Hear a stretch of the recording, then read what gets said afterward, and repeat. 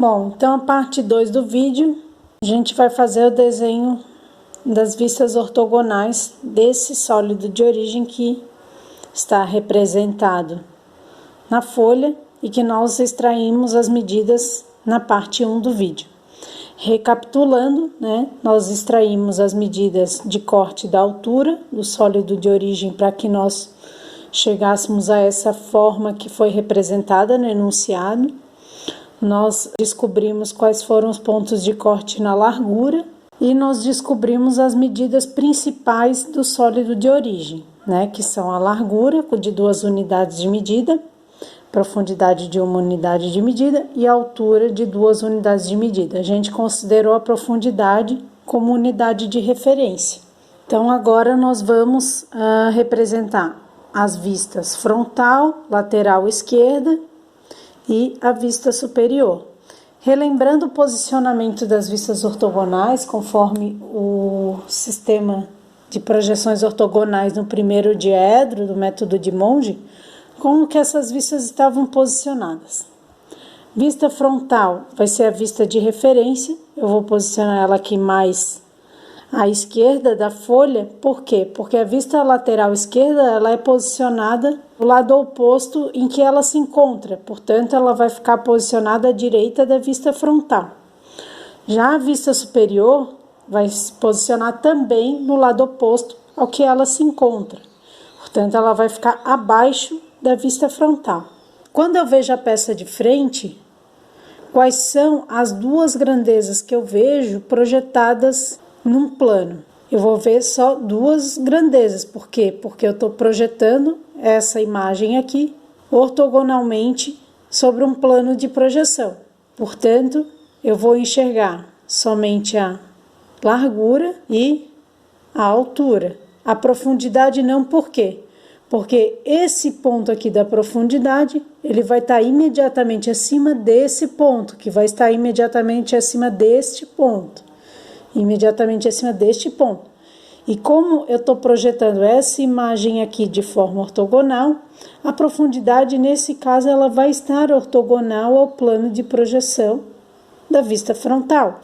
Então, na minha vista frontal, eu vou representar somente a largura e a altura daquilo que eu vejo no meu sólido. E quais são as medidas principais? Então, eu vou marcar 2 unidades de medida, que são as 2 unidades que representam a largura. Já posso traçar aqui o limite da minha peça.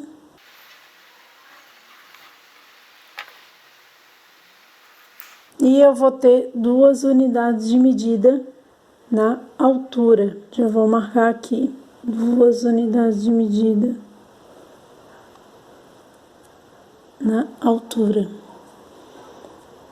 Já vou aproveitar, vou traçar essa linha mais longa, porque essa medida de altura, ela vai ser utilizada também para que vista? Para a lateral esquerda. Às vezes é bom a gente ter um ponto a mais. Então, vou marcar aqui.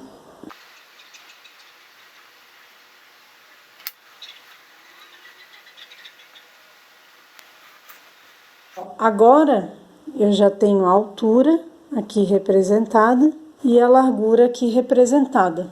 Eu posso representar também, a medida de largura já na minha vista superior. E eu posso também agora definir o espaçamento na minha vista lateral esquerda. Aqui tem que ter bastante atenção, que o espaçamento entre vistas sempre tem que ser igual. Então, eu vou tirar aqui a medida a partir do espaçamento da vista superior. Então, agora eu já posso marcar que aqui eu vou ter a minha vista frontal. Na vista lateral esquerda, o que eu vou ver? Eu vou ver a vista referente a esse lado aqui da peça. Portanto, eu vou ver que grandezas quando eu projeto a imagem da vista lateral esquerda sobre o plano. Eu vejo a altura, eu vejo a profundidade e a largura eu vou ver? Eu não vou ver. Por quê? Porque nesse caso aqui a largura ela está ortogonal ao plano que eu estou projetando a vista. Acontece o mesmo que aconteceu com a profundidade no caso anterior.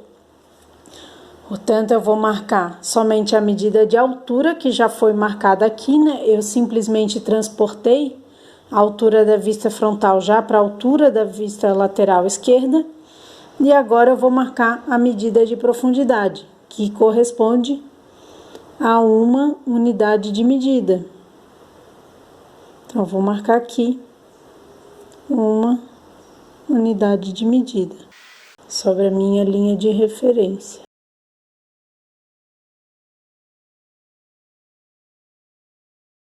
E agora falta eu marcar os limites da minha vista superior. Existem duas formas de marcar os limites da vista superior. Eu posso simplesmente transportar as medidas de profundidade, marcando a medida aqui sobre o eixo vertical, contando a partir do limite aqui da vista superior, ou eu posso traçar uma linha de 45 graus para transportar as medidas de profundidade.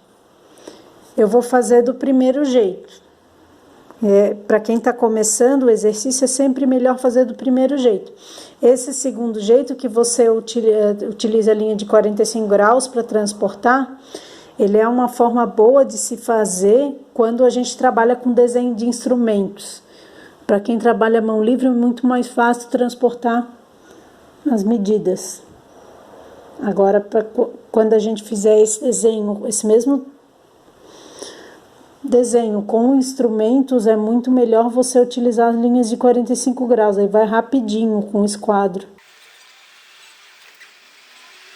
Então, aqui eu fiz a envoltória na minha vista superior.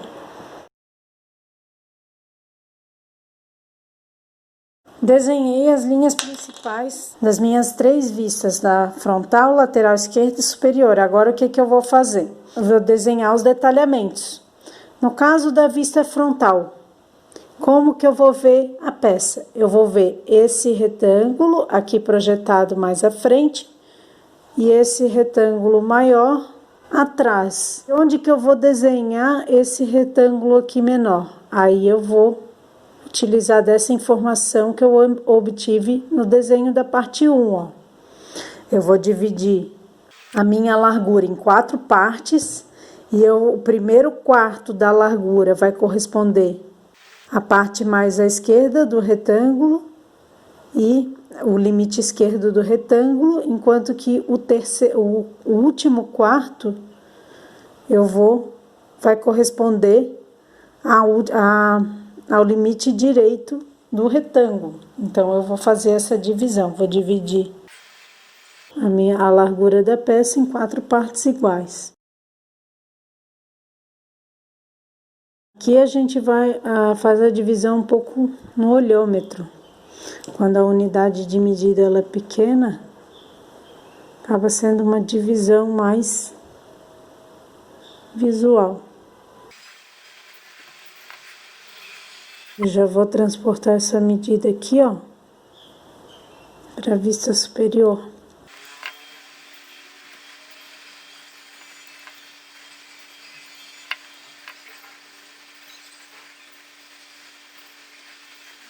E na altura? Quanto que eu tenho que cortar na altura? Observem que, ó, a altura foi dividida em 3 partes iguais. E eu utilizei o segundo terço para poder obter as medidas da parte superior e da parte inferior desse paralelepípedo aqui do centro. Então, eu vou dividir aqui a altura em 3 partes iguais e eu vou selecionar o terço do meio. Aqui é um pouquinho mais difícil de enxergar visualmente. Seria algo mais ou menos assim.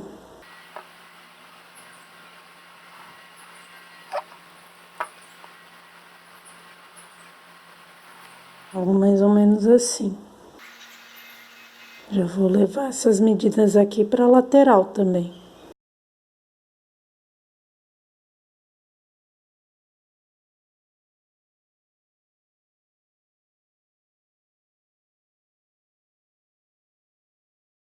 Então, ó, eu vou deixar aqui marcado com X os pontos que correspondem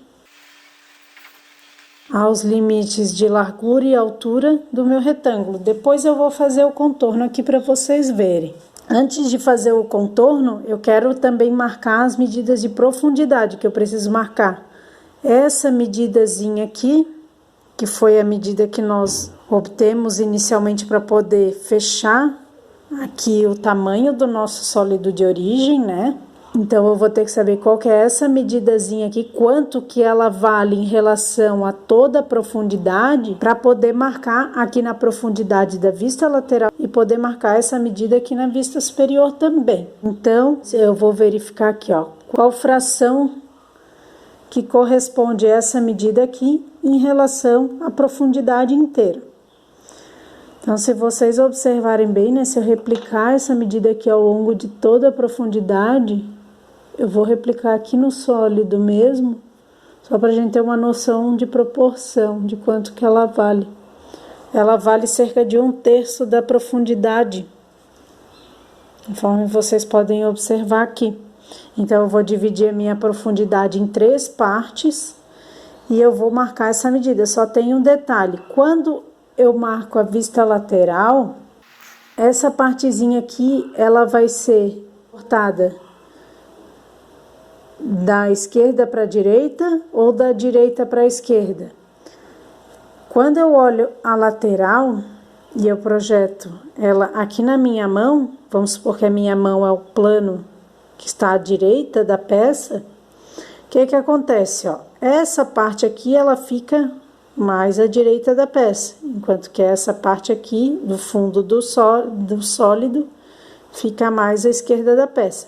Portanto, essa partezinha aqui, a saliência, ela vai ter sua ponta representada à direita, a representação da lateral esquerda. E no caso da vista superior, quando eu olho a peça de cima, aí o que vai acontecer? Essa parte aqui vai estar mais para baixo, enquanto essa parte aqui vai estar mais para cima. Tá claro? Bom, então nós vamos retirar 1/3 da direita, aqui na vista lateral esquerda, e 1/3 da parte inferior da vista superior. Então, eu vou dividir essa lateral esquerda em 3 partes, que daria mais ou menos isso aqui. Olha, eu acho que ficou bom, hein?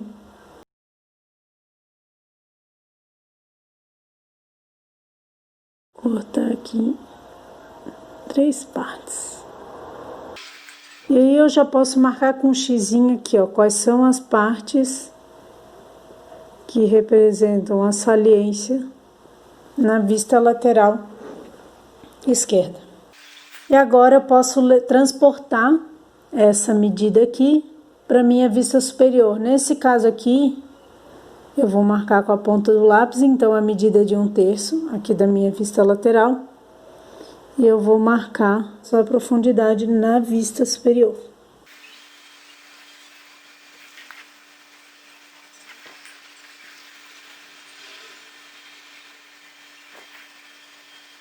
Assim, mais ou menos aqui. Aqui eu já vou marcar com os xizinhos. Essa estratégia dos xizinhos é boa para a gente não perder os pontos. À medida que vai aumentando a complexidade do desenho, vocês vão ver que vão ter muitos pontos para marcar. E alguns pontos vão cair em cima de outros, então é importante a gente marcar os pontos com um símbolo, com um X, com uma bolinha, para que a gente não se perca. Depois de marcados os pontos, a gente pode fazer o contorno. Então, na minha vista frontal, eu vou ver esse retângulo da largura e da altura central, e eu vou ver o retângulo maior da largura e da altura inteira. Então, eu vou contornar a largura e a altura inteira primeiro.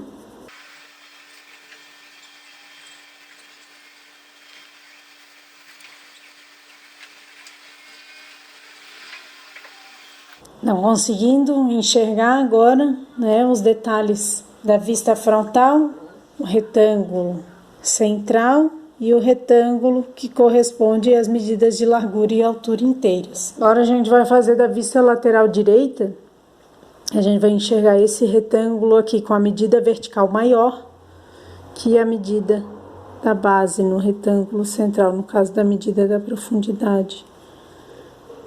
Então, vou ter aqui, ó, contorno, que aqui na lateral esquerda a gente vai ter uma profundidade primeiro de 2/3 da peça, né, do retângulo maior, e a gente vai ter agora o terço final, que corresponde à profundidade do retângulo central.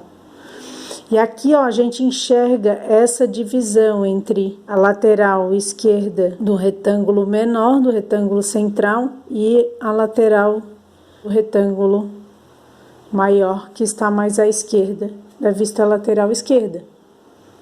Por quê? Porque essa parte aqui está mais recuada que essa. Quando eu tenho níveis diferentes, numa vista, eu separo as representações.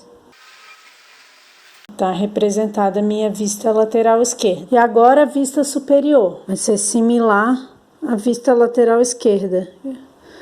Os 2/3 da profundidade vai corresponder a um dos lados do retângulo maior.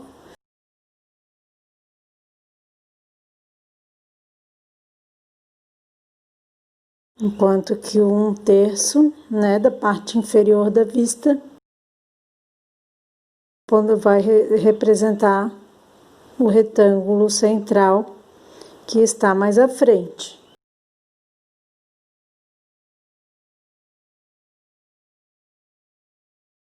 Então, tá aí a resposta do nosso exercício de vistas ortogonais. Esse exercício cabe destacar que ele não teve representação nenhuma vista omitida. Como que eu faria se tivesse vista omitida? Por exemplo, se esse retângulo, em vez de ser uma saliência, ele fosse um buraco. Como que eu iria representar? Aí, nessa altura aqui, né, vamos supor que ele seja um buraco que corte a peça inteira.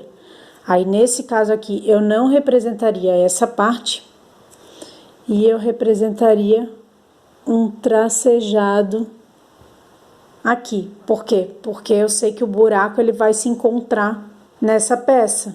Ele está sendo representado aqui, mas eu não vejo ele nessa vista. Então, eu tenho que representar a localização da parte que está oculta na minha vista lateral esquerda, nesse caso aqui, né? Tem que representar sempre em linha tracejada o local onde está a parte que numa determinada vista não esteja visível. Tá claro? Então, hoje era isso que eu tinha para mostrar para vocês.